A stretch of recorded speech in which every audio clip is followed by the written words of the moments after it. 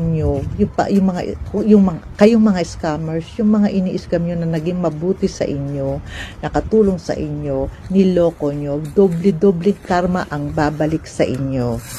Tandaan nyo yan. Ayan. Dito sa page ko maraming nangihingi pang hospital bills, pampakabit ng kuryente, pampakabit ng internet, pampakabit ng tubig, lahat na pang school supplies, lahat na nahihingi dito.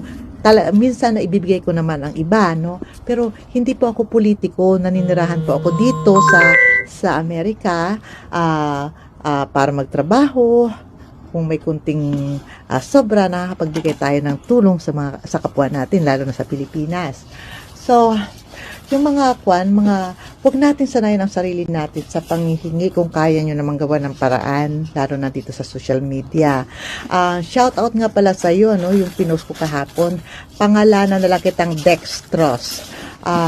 Kasi namigay ako guys nung isang nakaraan ng tulong sa nabahaan. Etong si Dextrose, parang inoobliga niya akong bigyan siya. Alam mo Dextrose, hindi ako politiko, hindi kita obligasyon.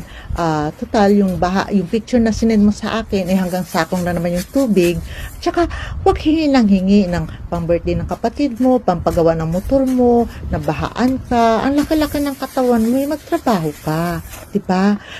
Medyo konting hiya din.